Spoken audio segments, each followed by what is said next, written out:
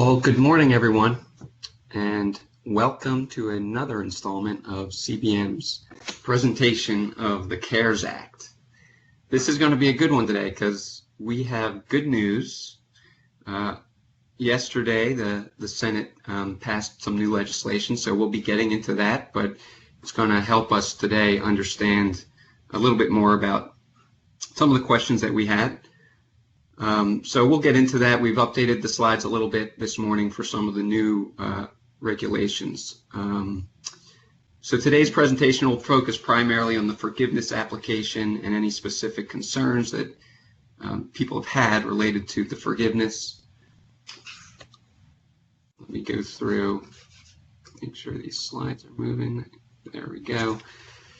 As far as the introductions go, my name's Dan Weaver. I'm the Director of Not-for-Profit Services at CBM. I'm joined today by Pat Drolet, Executive Vice President at CBM. And we both work, for CBM, a CPA firm celebrating our 100th anniversary next year. Our largest niche is in nonprofit organizations, and we've been putting a lot of time together into the PPP. You can see here on the screen, we had a feature in the Washington Business Journal last week that talks about our support and commitment for serving small businesses and not-for-profits in the DC region. We've had over a dozen meetings on the CARES Act and the Paycheck Protection Program. We also have a resource page on our website where we're putting information that we come across, including a very handy spreadsheet that we will be updating for the things that came out yesterday. That's a great resource to document the forgiveness calculation, and we encourage you to go onto that website and download that Excel document. It's got about 6 tabs. They help you calculate what we're going through today.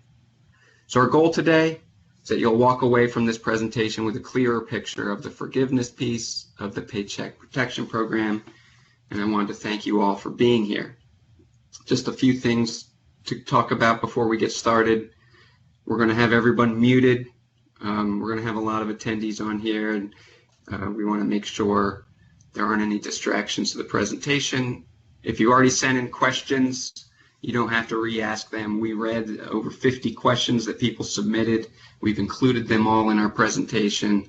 If there's new questions that come up as we're going through, you can put them in the chat box in the lower left. And I can already see people are chatting away. So if you're coming across a question you have, put it in there and we'll see if we can get to it during the presentation. So let's get started. This is the big update. So if you haven't heard, on May 27th, the House passed the Paycheck Protection Program Flexibility Act by a vote of 417 to 1. One person wasn't in on it. Last night, the Senate passed it unanimously, and it's expected to be signed by President Trump at any moment. So this is good news because it gives you a little bit more flexibility to get the forgiveness aspect. And I've laid out 5 points here that are in that Flexibility Act. 1, it allows option to change from the 8-week covered period to 24 weeks. So there was a lot of concern that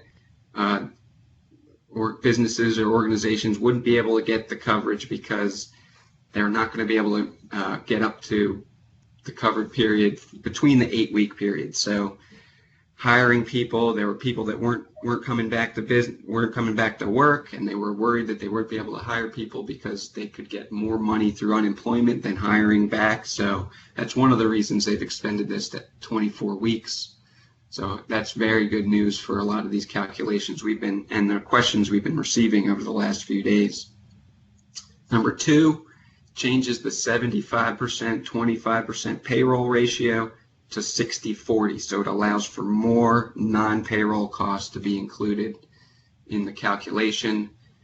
Number 3, the safe harbor FTE deadline is extended from June 30th to December 31st. So if you can't get back to your February 15th numbers as far as payroll goes, you now have until later in the year to meet that number. That's also very good, I think, for achieving forgiveness. Number 4, it extends the time to repay the loan from 2 years to 5 years, and still at 1%, so they didn't change the percentage, but 2 years to 5 years, a little bit more there. And number 5, payroll tax deferral. Previously, it was prohibited to do both the payroll tax deferral and forgiveness on the PPP. They now allow that payroll tax deferral. So I think those are all 5 really positive things for helping us achieve forgiveness. We'll go into those a little bit more as we go through here, and willing to take questions on that as well. Although it hasn't officially been signed by President Trump, all expectations are that's going to happen soon. All right, so what else? Let me just go through an overview for those who are just getting in on this. CARES Act passed in March, provided loans to eligible organizations, focusing on keeping people paid. They can be forgiven if utilized within the covered period of 8 weeks. That's what's changed to 24 weeks as of today. 100% forgivable if they meet certain conditions. You can get partial forgiveness. Another thing that came out a few weeks ago, there's a safe harbor if you have under 2 million of PPP loans deemed to be made in good faith. If it's under 2 million, they can still review anything at any time, but that statement makes us think they're not going to be looking at many loans under 2 million. There was an application released 5/15/20. Need a lot of clarifications, a lot of detailed instructions, which are extremely detailed. Obviously, it's going to have to change again because of the different calculation adjustments, but I would think the format won't change. So we'll go through the old format today and hope that it's very similar to the one that comes out soon. And just a refresher on eligible expenses. Payroll costs are capped at $100,000 per employee. You can see all the expenses that are eligible: salary, wages, bonus, vacation, medical, sick leave, so your benefits there, healthcare benefits, retirement benefits, state and local payroll taxes, which they also have mortgage interest, rent under lease agreement had to exist as of February 15th, utilities. So those are the lists of the eligible expenses. Some of the questions we came across, I just want to touch on. Can you include bonus and hazard pay? Yes. Can you include pay to furloughed employees? Yes, you can do that.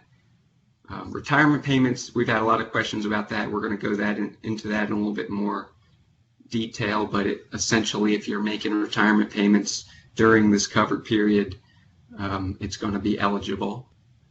1099 employees, very early on was determined you cannot include payments to 1099 employees, independent contractors. Transportation expenses are allowed for business purposes, so if you are able to deduct those on your business tax return, in theory, those are also going to be eligible here. Rent paid to affiliated company, yes. And compensation does not include qualified sick or family leave wages. So those are just some brief things. We're going to go in more detail, but that covers some of the presentations we've done in the past. And I just want to touch on, someone sent, are C6 organizations included in this new law? Unfortunately, no. There were thoughts maybe they would include other organizations in that. They have not changed anything related to who's eligible as an organization goes. So C6 organizations are not, still has the 500 cap. So no changes from what we've reported previously.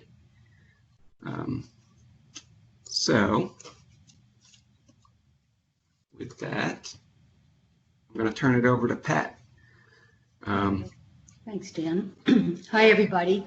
Good morning. I hope everyone's doing well. I saw a question quickly come in on the chat about the retirement contributions, Dan, so I'll address it right now. But retirement contributions for folks that make more than $100,000, we're talking about the nonprofit community here, you are allowed to use those. So the 100,000 is a limit to payroll only, not to the health insurance benefits or the retirement contributions. There is a limitation on self-employed people and on for-profit businesses, and I'm not going to go into that here because we're talking about NFPs, but it is you can use people that you pay more than 100,000 to. You can use the retirement contribution for them. You don't have to prorate that.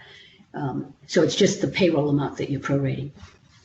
So now we're going to look at some definitions that I'm just going to refresh everybody on definitions. Some of these have been recently defined as of May 15th when they came out with the application.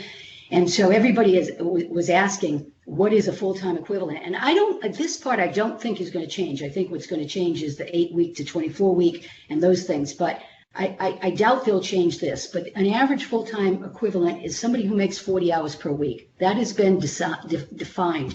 And it's actually in a lot of these things are defined in the interim final rule that came out, and it's an interim final rule, and it's 85 FR 20811. 20811. So you can look it up on the web, and it kind of defines a lot of the information that's in the application. The application itself is 11 pages total, a lot of which are definitions and informational and instructional. Only 3 of the pages get turned in when you turn in for the loan forgiveness. But a lot of other items that are in the application are more clearly defined in the interim final rule. So that's where a lot of this information is coming from. So anyway, a full-time employee is a 40-hour per week person. So I'm going to immediately put everyone's mind to rest. If you have a 35-hour work week or a 37.5-hour work week, you're okay. Because when you're using this 40-hour work week, the whole point of it is to compare what you had during the covered period with the prior period, prior to when you might have let somebody go or changed things. And so if you were a 35-hour week before and you're a 35-hour week now, it's going to come out the same way because it's a comparative type thing. But still, no matter what, you're using 40 hours as the base for a definition, and it'll become more clear as we go along. A covered period, a CP, is the 8-week period starting on the day you get the money. So think about it that way. It's not when you sign a document, it's the day you get the money, and it's a 56-day period going forward. The alternative covered period, the APCT, is the 8-week period, 56 days, that begins on the first pay period following the date you get the money. And the whole point of the alternative payroll covered period is an administrative ease. It's supposed to make it easier for those payers, organizations who pay their employees biweekly or more frequent. I don't know why they did that. The rules seem to be quite clear to me. They don't seem to allow it if you have a semi-monthly payroll. If you're semi-monthly payroll, you're using the covered period, the day you get the money, and 56 days from that in total. So it's a little bit weird, but for whatever reason, biweekly people or more frequent payers, they've allowed you to choose this alternative payroll covered period, but it's still 8 weeks. Now that's changing now to 24 weeks. So. And Pat, that's an option. It's an option. You can choose the 8 or the 24. So if you still want to stick with the 8 because you have more favorable numbers for that purpose, you can do that as well. Okay, right. Okay, good.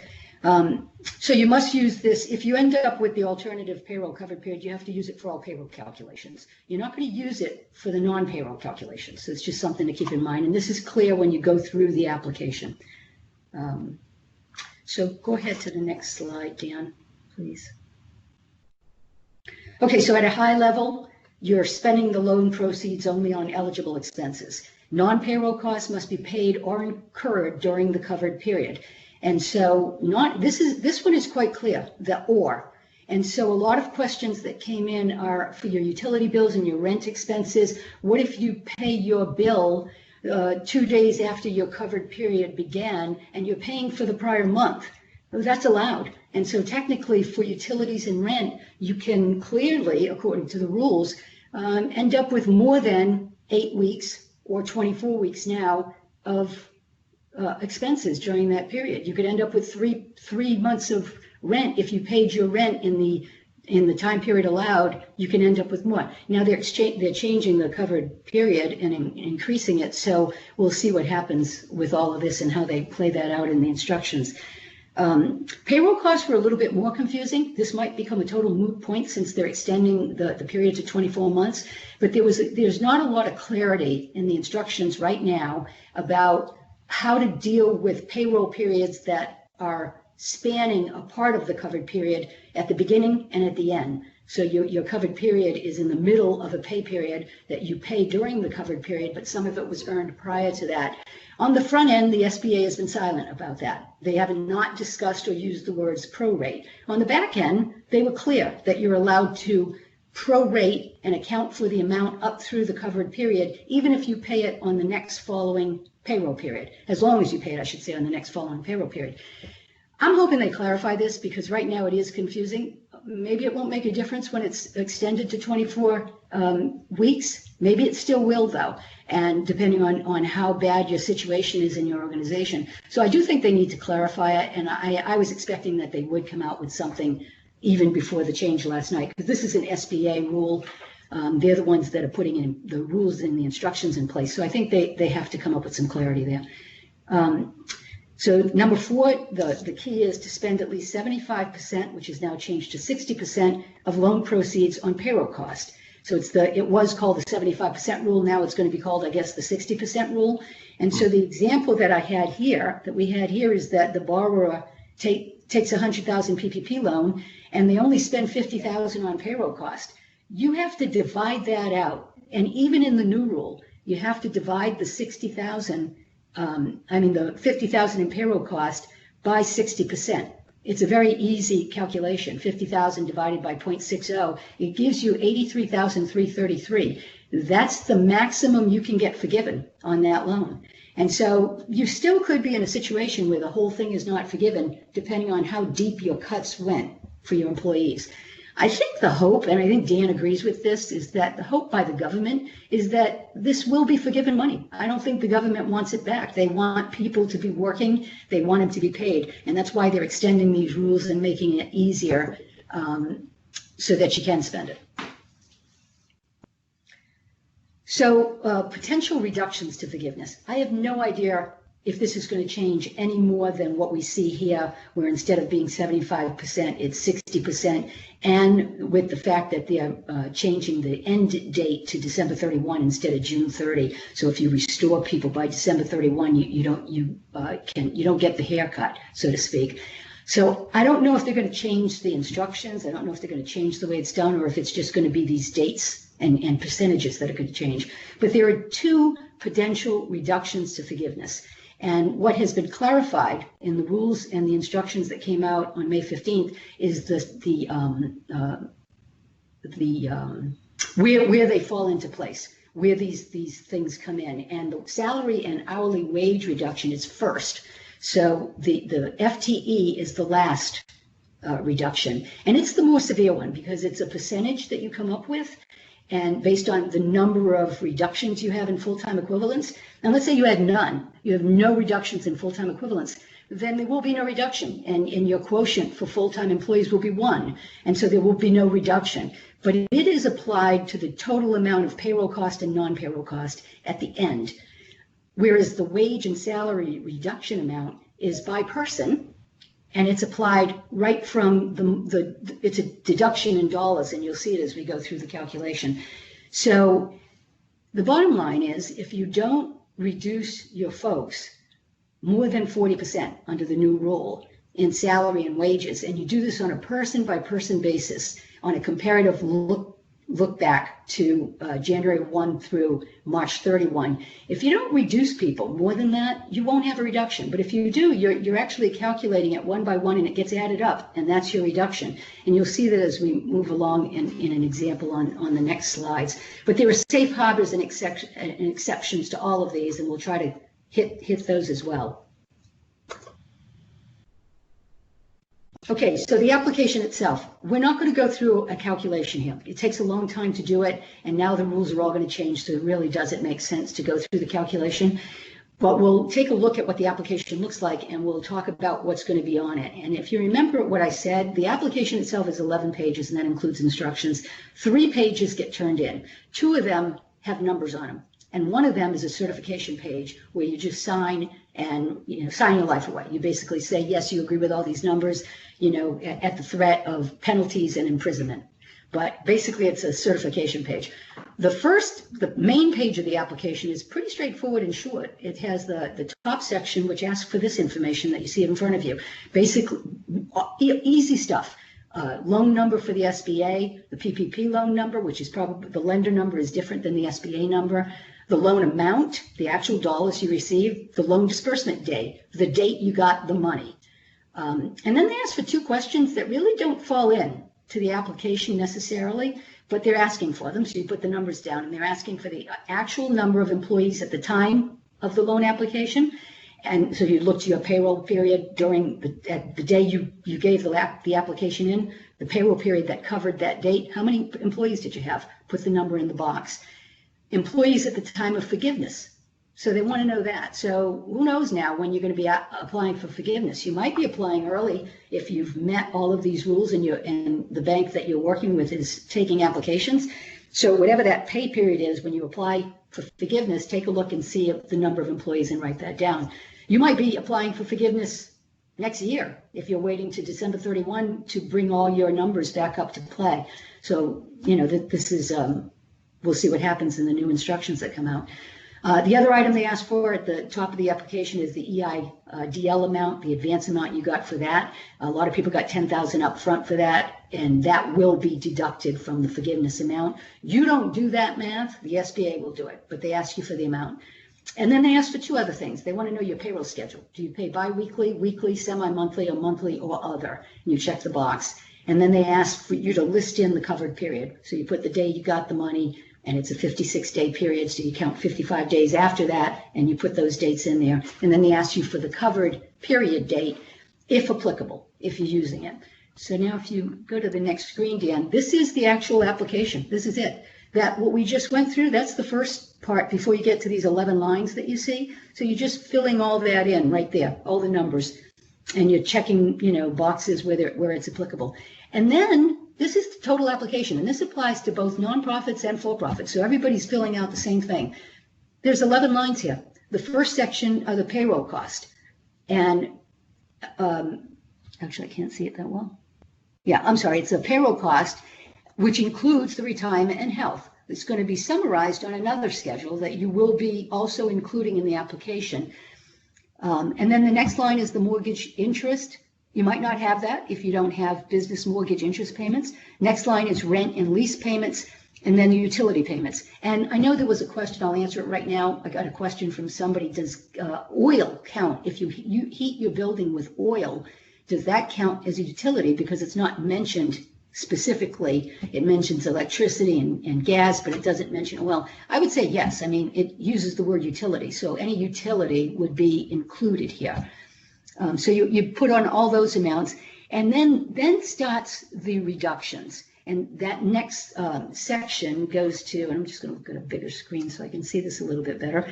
The next section goes directly to where the reductions come in, and you'll see the first one is the salary and wage reduction. That's what I was mentioning, and we'll do a little calculation of how you get that per employee. But that comes in right away, and then the next line is to deduct it from the total that you've accumulated. So that's your first, the order that they come in is the wage reduction is first. And then you have an FTE quotient, and that's going to either be a 1, which is 100%, where you did not reduce any of your full-time equivalents, or it's going to be less than that. So it might be a 0.8 or a 0.87. Whatever that number is, that gets multiplied by the total. And you're not going to, and eventually it's going to end up on one of the lower numbers, and your forgiveness is going to be the lower of the 3. So it can't be lower than the loan amount, and it can't be more than 60% of your payroll. So there's a calculation that's done, and you pick the lower of the 3. Hopefully, and here again, I believe the government wants to see the full amount forgiven. I think that's what they're trying to do here, and clearly their move in the House and in the Senate last night confirming it by giving organizations and businesses more time to spend this money. I think you can see what their goal is. And so hopefully that's what the plan is, and you'll end up with full forgiveness. So that's the actual application.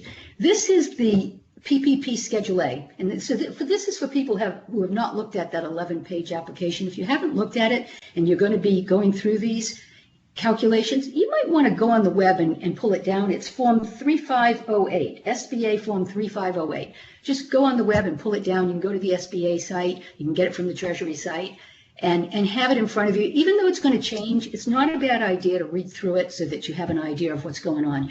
But this is part of that application, and the PPP Schedule A has to be included when you send your application for forgiveness to the lender. And all this really does is it summarizes in a little bit more detail what gets put on those 11 lines that we looked at in the main page 1 of the application.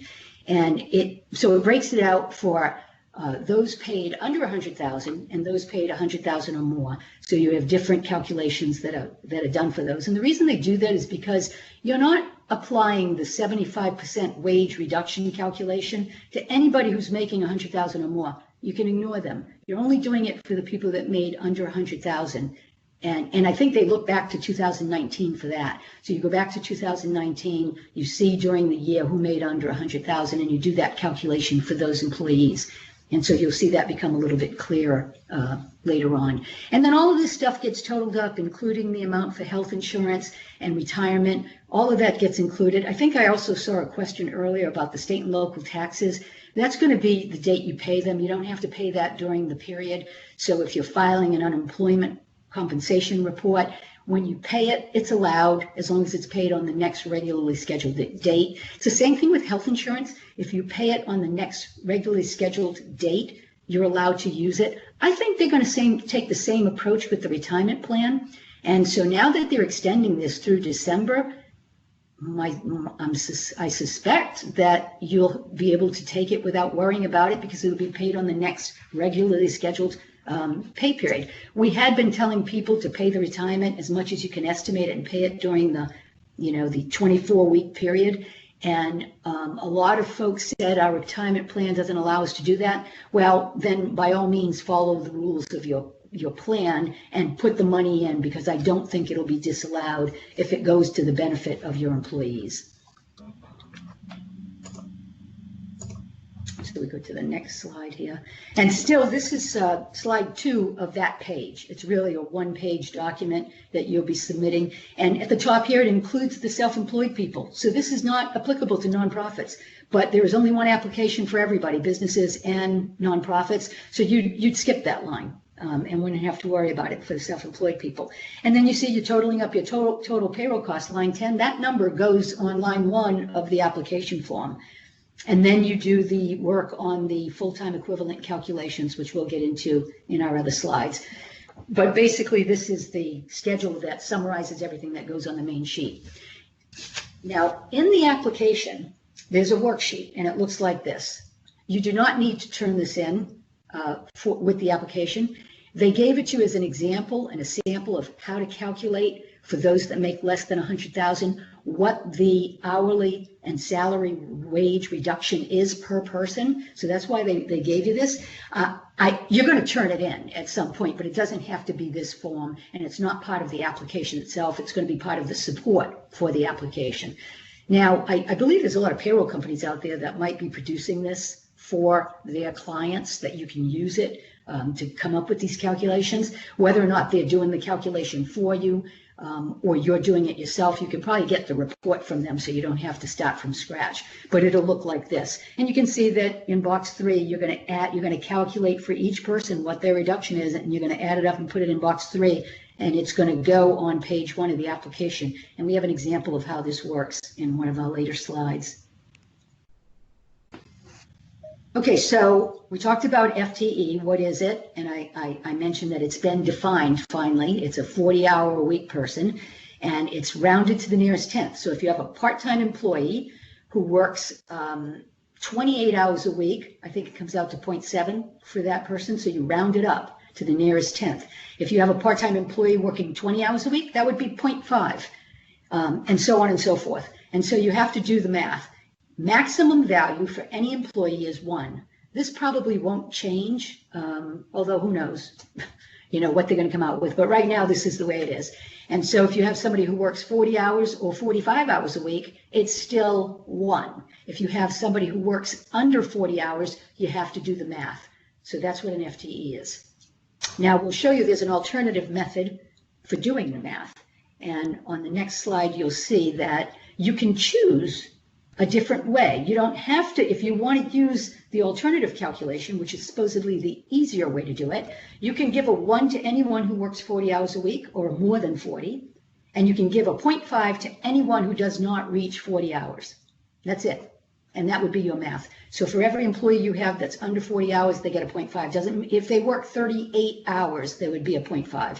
And if you have somebody who works 60 hours, they would be a 1. And you do that consistently for everyone. You don't have to choose this method to do it, but if you chose the alternative calculation, this is the way it works. And then we have a slide after this that shows you exactly how to do it, but why you might want to do it both ways. If you did reduce your full-time equivalent, so let's say you had to let people go, or you had to reduce their hours, then I would suggest you do the math. And there's a lot of math in this whole application. It's all about math. I would suggest you do the math both ways to see what works best for you. So here we're talking about an 8-week period, but that's going to be changed to a 24-week period. You're looking at, there's 5 employees. We're looking at 2 of them who work an average of 20 hours, 1 who's an average of 28. And I say average because you're using averages. You're looking at averages during the covered period, and you're comparing it to averages prior to that, and you get to choose between a couple of time periods to do that with. So you're looking at averages. And so you can see in the first column, you have 3.7 full-time equivalents if you do it using the actual math, dividing out. So you divide the 28-hour work week person by 40 and you get 0.7. And then you add up all your equivalents and you end up with 3.7. If you use the alternative method, your 28-hour a week person gets a 0.5. So you end up with 3.5 full-time equivalents. And so here, you're going to want to go with the bigger number, 3.7. Because it's going to work to your benefit. So this is what you got to do, and I would just say do it both ways. If you did not have any full-time equivalent reductions, nobody left, nobody was let go, nothing changed, you did not reduce your staff, don't even waste your time with this. Check the box, doesn't apply, you're okay. You don't need to do the math. But if you did have them, you should do the math and do it both ways. So now, safe harbor reduction. We just talked about the FTEs and how you figure that out. These are the options that you have for figuring out the periods. You can either compare it from your covered period to the period February 15th, 2019, ending on June 30, 2019, or you can use the period January 1, 2020 to February 29, 2020. Here again, you might want to do the math on both if you had FTE reductions, because then it'll give you, you can pick the one that gives you the better result. There are further safe harbors on the FTE reduction, and this all really comes back to hiring people back. So they understand that you might have lost people during the critical period, February 15th to April 26th. And as I mentioned in a previous webinar, the April 26th date is just 30 days after the law was passed on March 27th. So that's an arbitrary date that the SBA put in there. But if you had reductions in your covered period compared to these time periods, as long as you hire people back, and I think this is going to change now to December 31 instead of June 30, as long as you hire them back to their full-time equivalent of what they were on February 15th, 2020, if you do that by December 31 at the end of this year, then you've met the safe harbor reduction, so you don't need to worry about it. So you might have had a rough patch where you had to reduce the full-time equivalents, but you brought them back up to where they were supposed to be at the end of the year, then you're okay. So there are a lot of safe harbors even after you do the calculations. You don't have to do the calculations if you know you've met all the safe harbors. You just need to be able to prove it. So just be prepared to prove that you brought your full-time equivalents back up to the 2/15/2020 levels by December 31, 2020.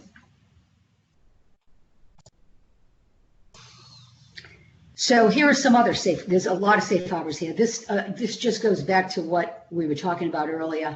The government is clearly trying to give you the money.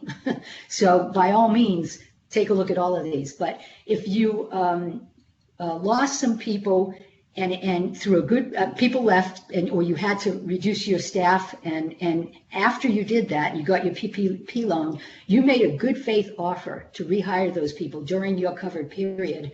And you have it in writing, and you can prove it, and they denied it. They said to you, I don't want to come back to work. I've decided to retire early, or I just don't want to do it anymore. I'm not comfortable doing it. Then you don't have to count them as a full-time equivalency reduction. You give them a 1. You don't have to reduce it. You have to be able to prove it. It's got to be documented. It has to be in writing. If you had somebody that you had to fire for cause, if you had somebody that voluntarily resigned or voluntarily requested a reduction in hours because they had to be home to take care of people or to do other things, you don't have to count them, but you need it in writing. And so you don't mark exceptions for positions that were not filled, that were filled by a new employee. So if somebody did leave voluntarily and they were replaced by someone else, you don't need to worry about it. It counts as 1, but you wouldn't get another 1 for that person. So 1 person counts as 1. And the only question, I think there are a lot of questions on this in particular. The only one I see that isn't included on this page is if someone leaves, like maternity leave. But I don't think there's still a full-time equivalent, right, if they're just on maternity leave. I think the question there would be, are they being paid? That's what I think. Because I think that if they're still full-time employee and they left based on your policy, then yes, I don't think it affects the FTE calculation. It might affect the wage reduction calculation if you're not paying them. That I'm not sure of, but I would think it might affect the other calculation, but probably not the FTE if they're on maternity leave based on your policies. And this is at a point in time, right? So there's a question that an intern was hired and then that intern was terminated. If they're not there at the end of the period, you're kind of out of luck there, right?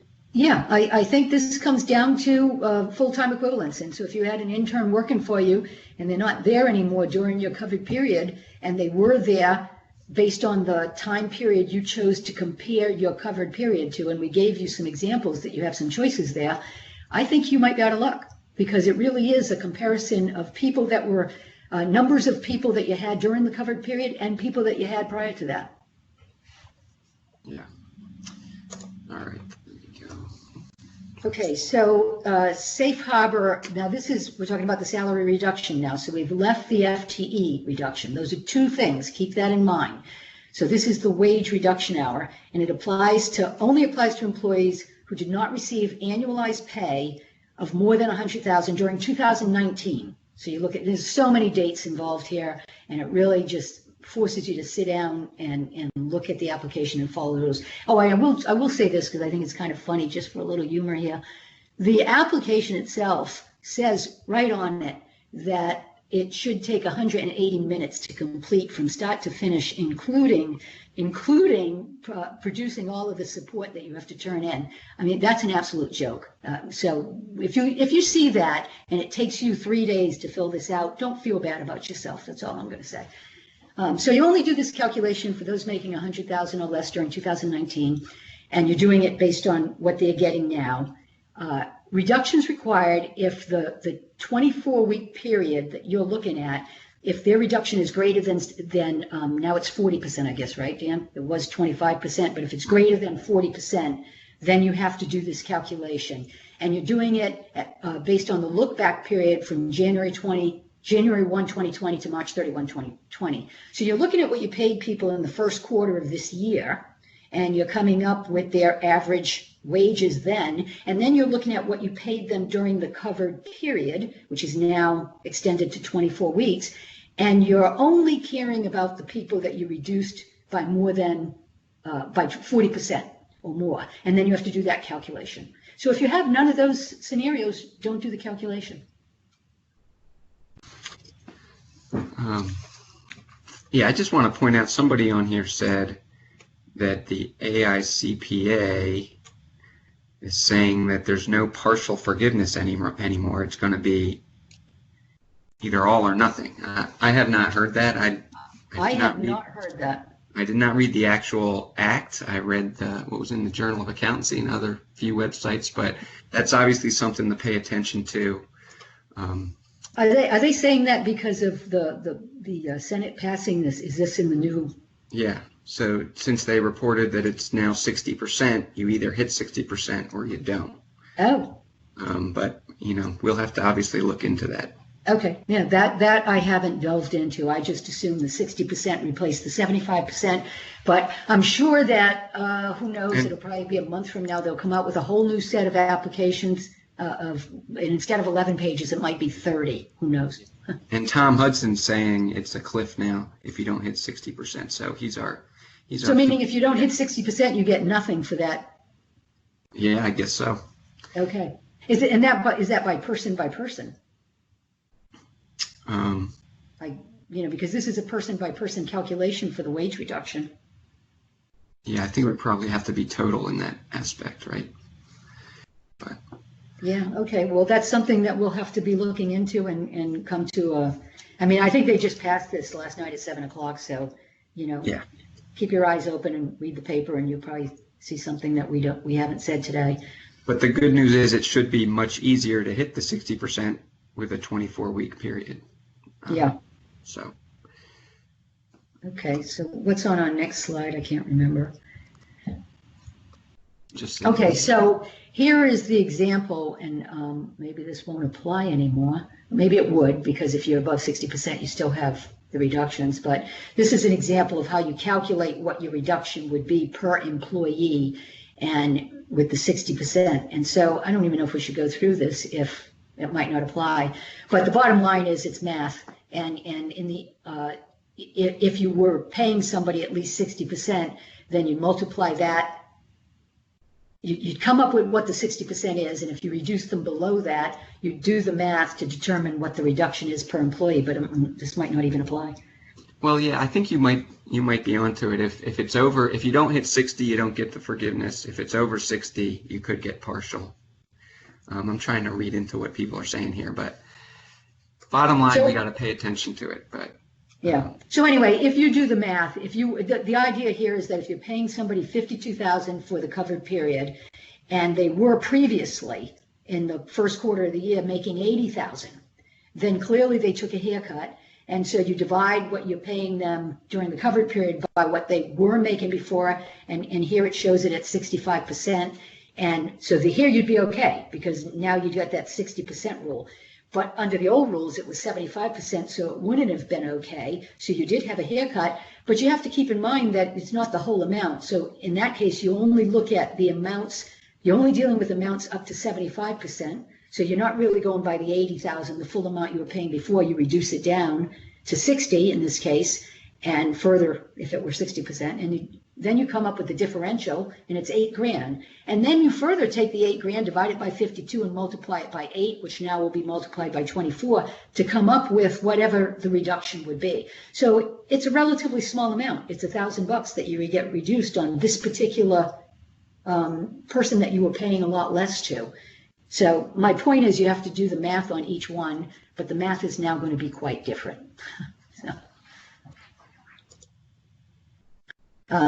And there are safe harbors also for wage reductions, salary reductions, and it all has to do with these dates that you have to look back at the payroll period for the February 15th, 2020 payroll period. You have to look at February 15th, 2020 through April 26th, 2020. I don't know if they're going to change anything here. And you're determining if you have safe harbors. And if you go to the next slide, Dan, you'll see that there's based on all of these calculations you're doing, you're determining whether or not, and now this June 30 date is going to change, but whether or not you have a safe harbor for this person if you were able to bring their salary and wage back up to what it was on the pay period February 15th, 2020. And if you can bring it back up, now I believe that's going to be by December 31, 2020, you're going to be okay. So there are all these safe harbors as well. So even if you did have wage reductions, if you can make it good by the end of the year, you meet another safe harbor. Right. So the documentation that's required, this is a statement that's on the first here in quote, statement in quotations. It's what's on that certification page. So it's one of the 3 pages that you have to submit. And it basically says that you've submitted to the lender the required documentation verifying payroll costs, the existence of the obligations, the service as applicable prior to February 15th, 2020, eligible business, mortgage, rent, lease payments, and so on. And then you have to turn in a bunch of documentation to prove that. And so the documentation, we mentioned this in all of our webinars, is really important. It's particularly important to document why you needed the loan to begin with.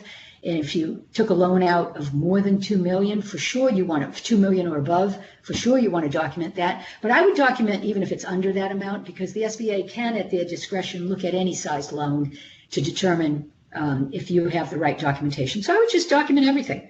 Tell the story of why you got the loan, when you got the loan, and then make sure you have all the documentation to prove you made the payroll and you paid it. So this would be, payroll is considered paid when you make the ACH withdrawal from the bank, or the check is dated in your bank. And so they want the bank statements because they want to see that actually came out of the bank. But they're also going to want the payroll reports. That would be from your payroll preparer, and they're also going to want the payroll tax forms that you file quarterly. They're going to want receipts, canceled checks, account statements for utility bills, lease agreements, mortgage statements, I should say, utility statements. They're going to want all of this, plus they're going to want the calculation for the FTEs, and they're going to want the calculation for the wage reductions. So you're going to have to provide a lot of that. And I think that's sort of the end. But Dan, I wanted to also go back. There are a couple of questions that came in on an email yesterday that had to do with how this is treated for nonprofits and whether or not it's grant income. And first and foremost, it's treated as a loan, so you book it as a liability. You debit cash, you credit a liability until it's forgiven. And then once it's forgiven, I see it as being treated as grant income. Call it what you want, but for a nonprofit, it would be grant income. I also saw in this section questions that came in yesterday about the taxability of it. That's not applicable, to my knowledge, for a nonprofit. I've seen nothing that suggests it would be UBIT, nothing at all. For a for-profit, it's not taxable as forgiveness of debt, but you're not allowed to take a deduction for the business expenses you pay, the payroll and utilities and all that. So that kind of negates the tax-free portion of it. For-profits, but that's not applicable to a nonprofit. And Dan, I don't know if you've heard anything, but to me, this is not going to be a taxable issue for a nonprofit organization. Yeah, I agree. And I just, I think you're using the term grant there under the new, contributions made rules. I think it would be a contribution in that instance. It's not an exchange transaction. So that I agree with that. Yeah. I use the word grant because it's a typical word used, but call it a contribution. It's probably a conditional contribution because you're using it specifically in accordance with very specific rules. But another question came up on the CFA, whether or not it would be included on the CFA. And you had a comment on that last time, Dan. So what did you have to? I think what I saw through it was it's not going to be included on the CFA. There's not, because it's a contribution, I think we want to go that route. I heard they're also determining whether the EIDL will be included on the CFA. That might have a higher chance of being that. But, we just have to pay attention and keep our eyes peeled for. No, we don't know that yet. There were a lot of questions about whether or not you can use the grant money, the PPP loan money to pay expenses that are being allocated or that you normally pay with other grant funding. And so that is a bit confusing. I don't think we have all clear answers on it. I think I would be cautious if you were using a federal cost reimbursement contract or grant that you have, and you are asking for reimbursement for the same amounts of salaries on that cost reimbursement grant. But here again, you might want to talk to the grantor and ask them, go to the agency and find out how you should treat that money. On other grants, like foundation grants and other grants from other funders, All I know is one thing. The PPP loan documents do not ever discuss your other sources of income, and the law didn't discuss other sources of income. So the SBA doesn't really care about that. So really that comes down to what your grantors would allow. And if you have questions about that, you might want to talk to your grantors and find out how they feel about it. Maybe they'll say to you that they want you to get an extension on the grant and apply salaries after the period. I don't know the answer to that. Maybe Dan, you want to add something? I think we got to go agency by agency. If we heard some things on the DoD that they're not going to allow it for government contracts, right? But I think we want to be in contact with our cognizant agency and talk to them about what their views on it are at this point, because we haven't had any guidance yet on that. What I do want to touch on is one here. We were talking about recording it as a loan and a contribution. Somebody says if you have a 6/30 fiscal year end, you receive the loan, but have not even applied for forgiveness yet. How do you record that? And I think as of 6/30, it's a loan, right? So yeah. We would apply for forgiveness in the following year, and if we get it, then we record it as a contribution at that point. So I agree with that. I would treat it as a loan until it's forgiven, and I think your auditors would agree to that as well. And it would be in your subsequent event note as well, anyway, that you applied for this and you're awaiting, whether you're going to get forgiveness. There is a question here, and it's actually a for-profit question where somebody thinks that Congress was contemplating action to overcome the IRS position that a for-profit entity would have to reduce their applicable deductible expenses. Has this been tabled? I haven't seen anything on it. It hasn't happened yet, and it's not part of what happened in the Senate, to my knowledge, or the House. I think it would have to be a separate act by Congress to override, I think it's Code Section 265 of the IRS Code, which disallows the deduction of expenses paid with tax-free, tax-exempt money. And so for a for-profit, when this gets forgiven, it's considered tax-exempt or tax-free money, and Code 265 kicks in. And so that's a for-profit issue, but I have not seen anything on that, and I think you would have to have Congress address that. I hope they do, because I think that the spirit of this law was passed with the idea that this would be a tax-free forgiven loan. And when you automatically take away the expense deductibility when you pay the expenses for it, I think that really crushes it. I mean, it really slaps it down. So I'm hoping that they do something on this, but they haven't done it yet, to my knowledge. And we've had about 5 questions on this. Is the $15,385 still the limit for employees paid over $100,000 now that we have a 24-week period? Number of people. I have no idea, but I would assume it would change. Yeah. Because that number is exactly 8 weeks of 100,000. So if you take 100,000 divided by 52, multiply by 8, you get that number. And that number is applicable only to self-employeds and partners, general partners. So it's really applicable to for-profits. And I imagine if they're going to do this, they're going to do that over 24 weeks, so it will grow. We'll see. And that'll be in the new, when they revise the application, that'll be in there. I'm going to go back through and see if we have any other questions that people are asking. How soon can we submit the application? I think you got to work with your lender on that, right? Yeah. I think you can't do it before the lender allows you to. I imagine these are going to be, forms online with the lender, and they're probably not going to come out until at least after June 30, because some people might reach forgiveness without any problem now. But I imagine they're going to want to do this quick. So if you know you can get full forgiveness, why hold up and wait? I would hope the banks would allow you to, but they're probably going to have applications online, so you have to wait for that to happen. So talk to your lender.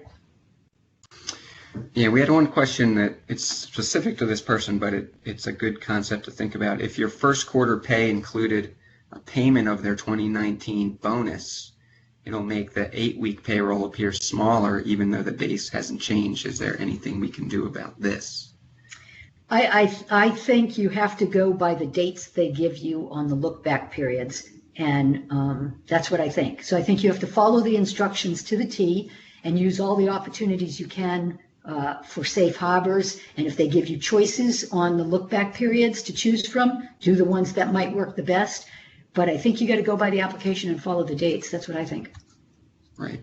Now, they could change some of this when, I think there were some flaws in the application. There's some confusion about this payroll issue that I discussed on the front end versus the back end. I think this will give the SBA an opportunity to clean this form up and make it a little bit clearer and come out with further frequently asked questions and updating that. So it's possible we'll see some clarity here, because it's still a very confusing document, and it's still, you can ask 6 different people who've read it 17 different times and you might get different opinions. You probably will get different opinions on much of it. Yeah. A lot of the questions I think we addressed. Equipment leases, I see that's a question, and yes, it's leases for personal and business property. So it includes your leases that you have on an automobile, for instance. So let's say you're an organization and you have automobiles that the organization owns. You might use those vehicles for all kinds of things. If you have a lease in place prior to 2/15/2020, you're okay. You can use that. So that would be a lease. So it's equipment for personal property as well.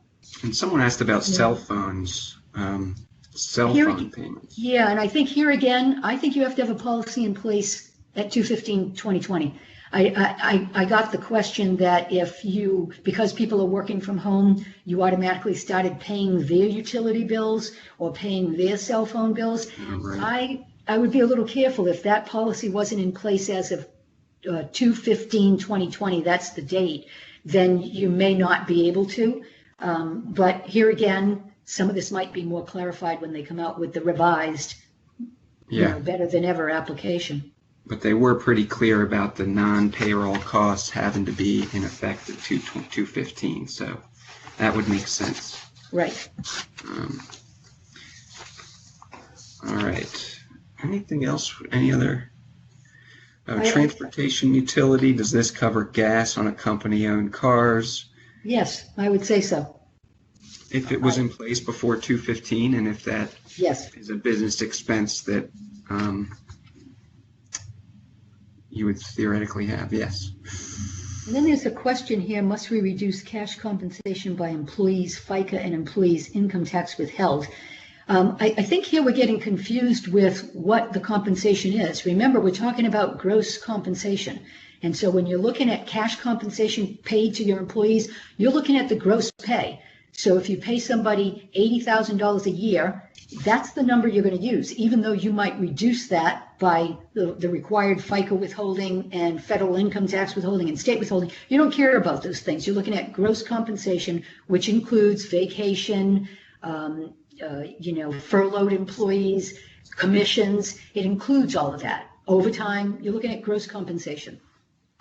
And you cannot include in payroll cost the employer's portion, the matching portion of the payroll cost. So your 7.65% that you pay for employees, that's not part of gross compensation. That's not part of the calculation right now.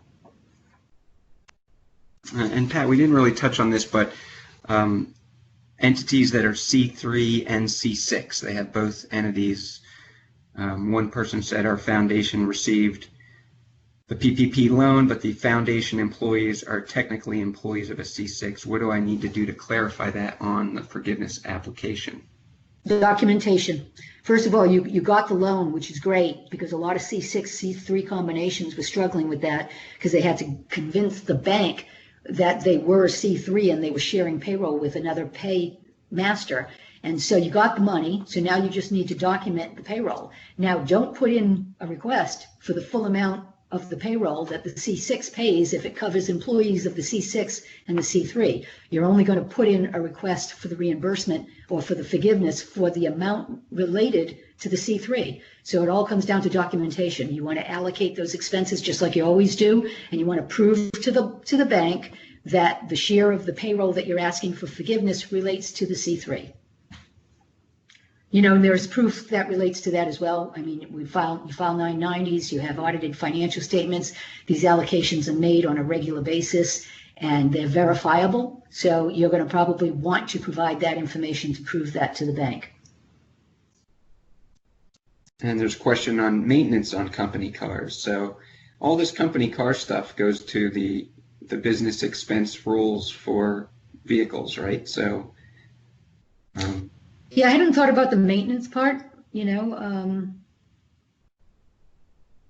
I think it's a percentage of the business use of the vehicle. So right. So yeah. If 100% of the vehicle is business, then the maintenance is included, I would think. But yeah. If only 50% is business. I mean, if you need it to make the numbers work, you can always try it and see if the bank accepts it and provide all the documentation. I haven't seen anything specific related to maintenance on a vehicle. They've just talked about the lease payments and gas and those types of expenses. Transportation, although they talk about transportation expenses, Dan. So it probably is okay because it probably falls under transportation expense.